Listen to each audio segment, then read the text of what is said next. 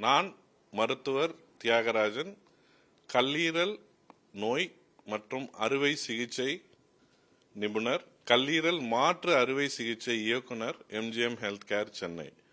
இன்னைக்கு நம்ம பார்க்க போறது ஒரு சிறிய குழந்தை, 5 மாத குழந்தை. அவங்களுக்கு பிறப்பிலேயே இந்த பிலிரூபின் அப்படின்னு சொல்லுவோம், மஞ்சக்காமாலைக்கு தேவையான என்சைம்ஸ், அதை அவங்க மதர்கிட்டேருந்து அவங்க இன்ஹெரிட் பண்ணும்போது அவங்களுக்கு ஒரு டிஃபெக்டிவ் ஜீன், அதாவது இன்பார்ன் எரர் ஆஃப் மெட்டபாலிசம் அப்படின்னு சொல்லுவோம்.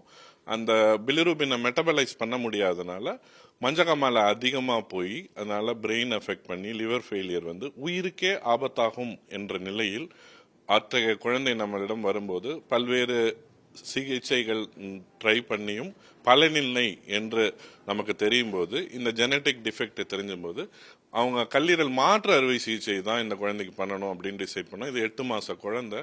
அதோட வயிற்றுல ஒரு 150 கிராம் தான் லிவர் உள்ள போக முடியும். ஆனா மதர்கிட்டேருந்து நமக்கு கிடைச்ச லிவரோ 350 கிராம். இதை special AI, virtual reality, 3D reconstruction, அது போன்ற பல்வேறு அதிநவீன டெக்னிக்ஸ் மூலம் அந்த லிவரை சிறிதுபடுத்தி அந்த குழந்தைக்குள் வைத்து, இந்த குழந்தை இப்பொழுது கல்லீரல் மாற்று அறுவை சிகிச்சை செய்து இப்பொழுது 2 மாதம் ஆகிறது. இந்த குழந்தை நன்றாக இருக்கிறது. இந்த குழந்தை நார்மல் குழந்தையாக பெரிய அடல்ட்டாக வாழலாம், எந்த விதமான ப்ராப்ளமும் இல்லை.